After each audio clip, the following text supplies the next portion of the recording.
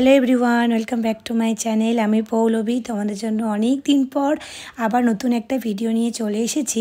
তো আজ হচ্ছে বাড়িতে মনসা পুজোর ঠিক আগের দিন, কিন্তু আমাদের বাড়িতে নিয়ম হচ্ছে পুজোর আগের দিনই ঠাকুর আমাদেরকে আনতে হয়, তার জন্যই এখানে প্রস্তুতি চলছে। তো তোমাদেরকে সবার প্রথমেই বলি, আমি অনেক দিন ধরে ভিডিও দিতে পারছি না, তার পিছনে অনেক কিছু কারণ আছে। সেই কারণগুলো বললে আমার ভিডিও শেষ হয়ে যাবে, কিন্তু আমার কারণ বলা শেষ হবে না। তো আজ তোমাদেরকে বলছি না, ঠিক কোনো একদিন জানাবো, এখনও জানানোর সময় আসেনি, তো এখন আমি বলতে পারছি না সেই জন্য।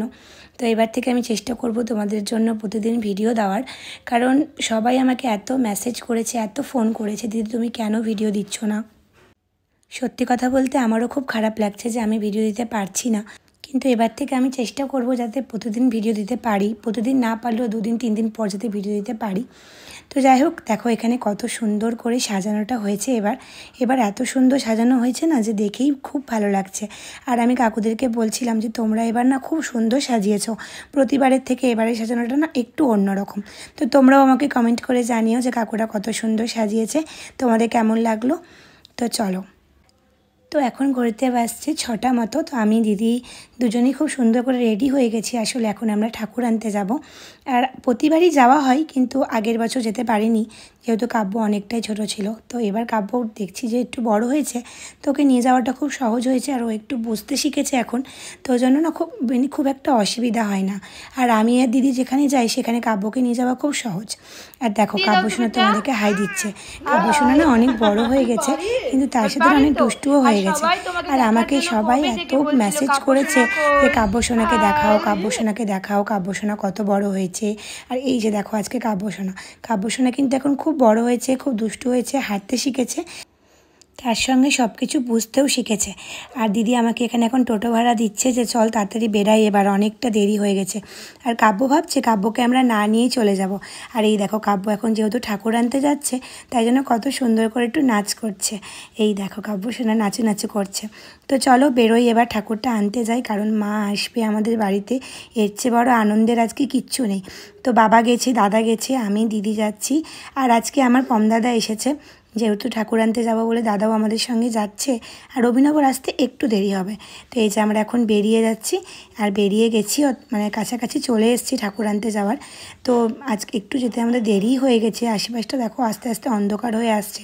আসলে যেখানে আমরা ঠাকুর বানাতে দিই সেটা আমাদের বাড়ি থেকে প্রায় অনেকটাই দূর, 4-5 কিলোমিটার দূরে।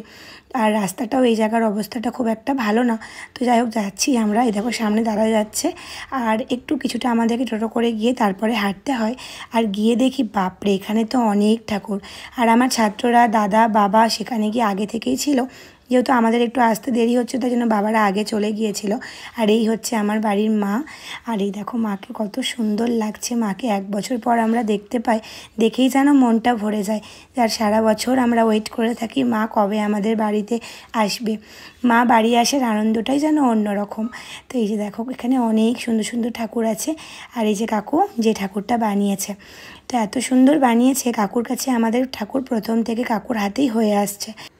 আর এবার ঠাকুরের সাজটা এত সুন্দর হয়েছে যে আমি গিয়ে বাবাকে বলছি, বাহ বাবা এবার তো ঠাকুরটা খুব সুন্দর হয়েছে। এই যে ঠাকুর এবার আমাদের বাড়ি আসার পালা, খুব আনন্দ হচ্ছে, মাকে বাড়ি নিয়ে আসছি। আমি যখন ক্লাস 5-এ পড়ি তখন থেকে আমাদের বাড়িতে মনসা পুজো হয়। তো এই যে এখন মা আমাদের বাড়ি আসবে, খুব ভালো লাগছে, খুব ভালো লাগছে। আর এবার মাকে দেখতে এত সুন্দর লাগছে যে কি বলবো। আর আমার কাব্য সোনা তো অনেক খুশি, কাব্য সোনাকে এবার নিয়ে যেতে পেরে আমাদেরও খুব ভালো লাগছে, কারণ ও না বড় হচ্ছে, তো ওরও সবটা জানা উচিত, সবটা বোঝা উচিত, কারণ ও আস্তে আস্তে ওকেও তো শিখতে হবে। আর এই যে কাব্য সোনা, আর কাব্য সোনা একটু কান্না করছিল, আসলে আশেপাশটা পুরো অন্ধকার হয়ে গেছিলো, আর কাব্য সোনা না একটু ভয়ই পায় অন্ধকারে। তো এবার আমাদেরও বাড়ি যাওয়ার পালা, খুব আনন্দ হচ্ছে। আবার বল, জয় মা মনসা মা কি।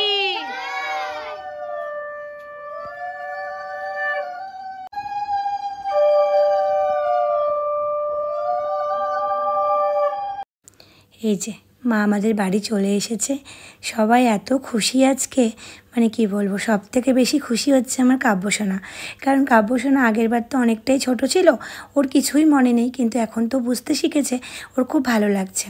আর এই যে এখন মাকে বরণ করা হবে, আর এখানে এখন গয়না পরানো হচ্ছে, মালা পরেছে ঠাকুর, নাকের পরলো, এখন আবার একটা মালা পরবে।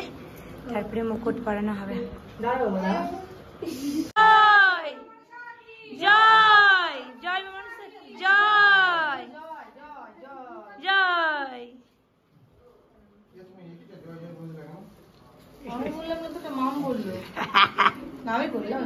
আমি বললাম জয় কাব্যকে বলানোর জন্য, ওই জয় করছে। তুমি সবই বুঝো বাবা।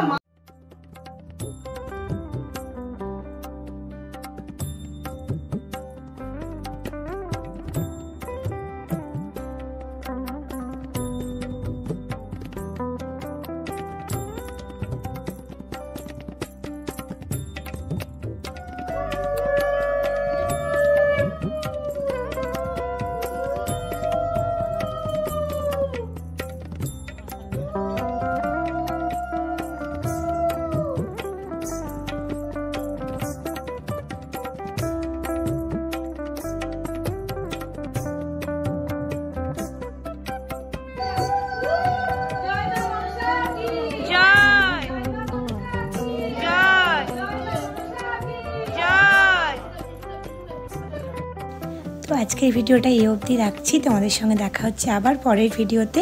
তো এই ভিডিওটা কেমন লাগলো তোমরা কিন্তু অবশ্যই জানিও, আর ভালো লেগে থাকলে অবশ্যই কিন্তু একটা লাইক করে দিও।